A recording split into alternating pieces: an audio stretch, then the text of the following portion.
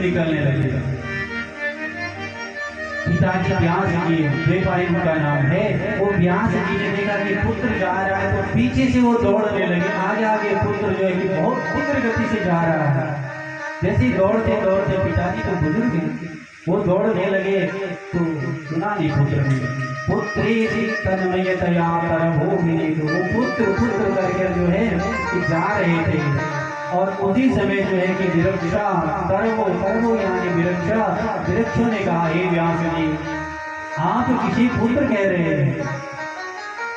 जंगल में जब निकल रहे ना तो वृक्ष मिले रास्ते में, अब पशु पक्षी जानवर तो नहीं मिले, यहाँ नहीं वर्णन आया, लेकिन वृक्षों ने कहा। अब यहाँ ज्ञान की बात है, वृक्षों ने कहा, वृक्ष क्या जड़ कहते हैं, तो जड़ एक जगह पर स्थिर जंगम क्यों स्थिर जो चीज जो जड़ मानवीय वृक्ष है उनमें प्राण वो जड़ नहीं है, लेकिन व्यवहारिक दृष्टि से बता रहा हूँ कि ये वृक्ष जो है जड़ है।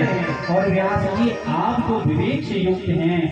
वृक्षों ने कहा कि हे व्यास जी आप तो किसी पुत्र कह रहे हैं, अरे ये तो परमहंस है, आप इन्हें जो है कि अपना बच्चा मान लें, अपने संतान मान लें, अपना पुत्र मान लें। न जाने कि कितने जन्मों में आप इनके पुत्र बनेंगे, आपके पिता बने, ये कर्म चला होगा।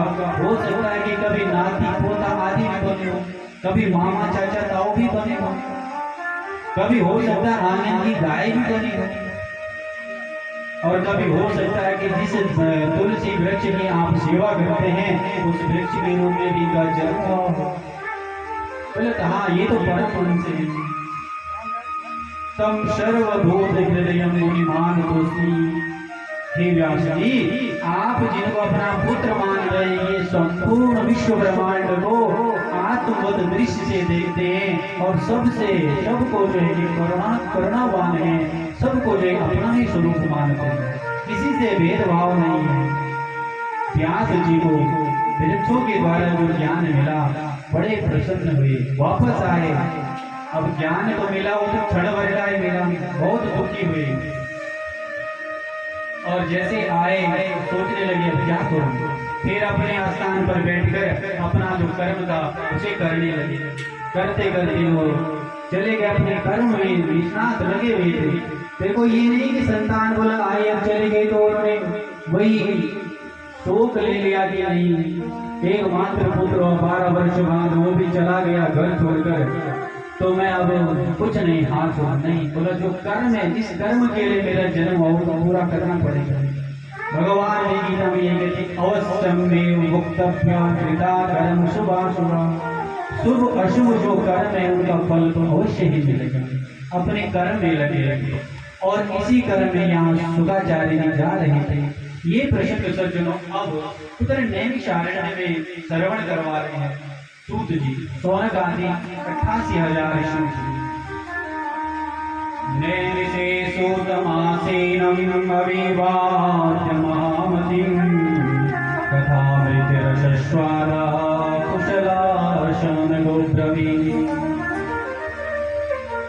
एक बार उस नैमिषारण्य में बैठकर सौनक आदि 88,000 ऋषि अपने नित्य नैमित्तिक कर्मों से निवृत्त होकर, उनका जो नित्य नैमित्तिक कर्म क्या है, संत महापुरुषों विद्या का क्या कर्म, सुबह उठे अपना शौच आदि क्रिया से निवृत्त, स्नान आदि किया, अपना संध्या वंदन किया, गायत्री होम किया, और उसके बाद जैसे ही भगवान भोर भास्कर सूर्य नारायण पूर्व की दिशा में उदित हो तो उन्हें उठते ही सूर्य अर्घ देना ही उनका कर्म था। ऐसे ही अपने कर्म से निवृत्त होने के बाद जैसे ही उन्होंने भगवान सूर्य नारायण को अर्घ दिया और उसी समय जो है कि पूर्व दिशा से चलकर एक दीप्यमान दिव्य स्वरूप मुखारविंद चमकता हुआ और सूत जी आ रहे थे। मानो ऐसा लग रहा था कि दूसरे ही सूर्य एक तो आकाश में चमक रहे और दूसरी इस धरा पर जो है कि चल रहे हैं सूर्य की बिंब के समान। सौनक जी ने देखा सूत जी को और खड़े ही खड़े स्तब्ध रह गए। जैसे ही पास में आए सूत जी उन्हें जो है अभिवादन आदि किया और उनसे कहा कि हे प्रभु हमें तो लगा कि आज जो है कि भगवान सूर्य नारायण ही इस धरा पर आए, आपका जो मुखारविंद आपका जो ये तेज बता रहा है।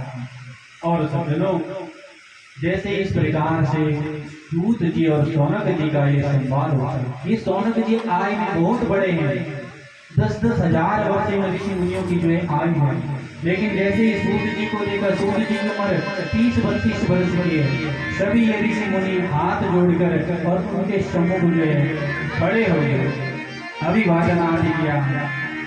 अब शौनक जी इतने बुजुर्ग हैं, वो सूत जी के चरणों में गिर रहे हैं, प्रणाम कर रहे हैं, दंडवत प्रणाम, और सूत जी शौनक जी के चरणों में एक दूसरे को श्रेष्ठ बता रहे हैं और अपने को जो है निम्न बता रहे हैं।